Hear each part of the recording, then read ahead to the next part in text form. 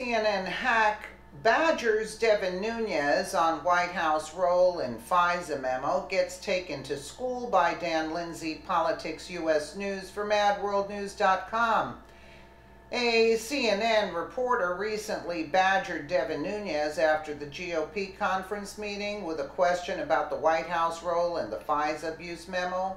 Nunes took the liberal hack to school with a perfect response you don't want to miss.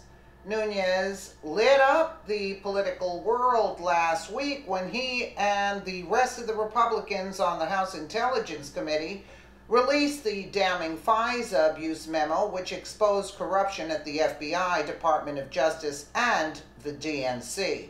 Since releasing the Fisa abuse memo, Nunes has been under attack from the liberal media on a daily basis. Surprise, surprise, right? One reporter from the fake news network CNN, Manu Raju, confronted Nunes after the GOP conference meeting on Tuesday, February 6, 2018. After getting schooled by Nunes, Raju took to Twitter with a response he received. Nunes declines to comment after GOP conference meeting. I asked him if the White House had any role in his memo. His response, "Democracy dies in darkness, my friend. Get to work. No further comment," Raju wrote. There you go. The witty response from Nunes was a play on the Washington Post slogan, "Democracy dies in darkness." What better time to use the left's own words than to rebuke a member of the liberal media? Devin Nunes has quickly become an admired superstar in the GOP ranks for his relentless pursuit of the truth and steadfast support for President Donald Trump, who highly values Nunes' heroic efforts. On Monday, February 5th, 2018, Trump sent out a message on Twitter praising Nunes as a hero. Representative Devin Nunes is a man of tremendous courage and grit, may someday be recognized as a great American hero for what he has exposed, keyword exposed, and what he has to endure, right? The president wrote. Nunes has undoubtedly dealt with a tremendous amount of backlash from Democrats on the House Intelligence Committee for exposing the deep state corruption. And might I add that, remember, Gowdy, I heard him on an interview, he said, deep state, I don't know what they're talking about. In other words, the people that are referring to the deep state, we're out of our minds. I mean, Gowdy flipped, so there you have it, folks. I don't know who still and praises Mueller continuously. I don't know why you have faith. Some people have faith in Gowdy. Believe me, he's not to have faith in. He let Hillary off with the Benghazi thing, right? So, really? Okay, so for exposing the deep state corruption that is directly tied to Hillary Clinton, former FBI Director James Comey, former FBI Deputy Director Andy McCabe, and Assistant Attorney General Rod Rosenstein. This is not deep state. Those threats that were made at Trump from the news stations, from Schumer, from that other hack when he threatened Trump just recently, said, you've been in office for, let's say, so-and-so amount of time, but we've been there since 1908. I mean, what are you talking about? I mean, direct threat on national television. These people should be arrested. And then Gowdy comes out and doesn't understand what the deep state is? I mean, come on, Gowdy. You think we're swallowing that crap? Nunes' achievements are nothing short of monumental. Comey and McCabe are both out of a job, and hopefully Rosenstein will follow suit. And might I add Sessions too, since he was praising Rosenstein. The exchange between Nunes and Raju, whatever his idiot name was a result of a previous screw-up by Representative Mike Quigley, or one of his colleagues who leaked fake news to the Daily Beast about Nunes is reportedly declining to comment on baseless accusations of coordination between himself and the White House on the Fisa abuse memo. According to Raw Story, Nunes refused to state whether he worked with the White House on the anti-FBI memo written by members of his staff. His refusal came during a closed-door House Intelligence Committee meeting in which Representative Quigley asked Nunes if his staffers coordinated with the White House as they crafted the memo. Nunes flatly told quietly, "I'm not answering."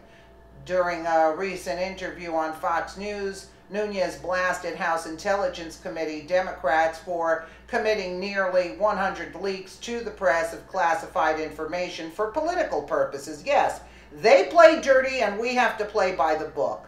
The bottom line is that Democrats have done everything possible to undermine the integrity of the committee and the work being done by Nunes and his staff. And it just popped into my mind now that when, wasn't Trey Gowdy taking credit for writing up the memo that was released, the memo, right?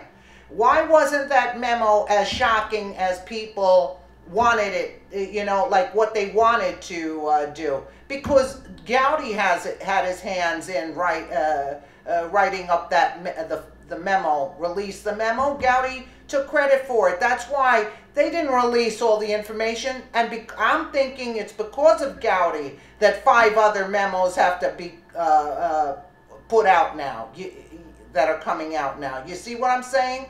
Gowdy is working for the other team. There has been almost 100 leaks that we believe have come from the Democrats. Surprise, surprise, we already know that on the House Intelligence Committee.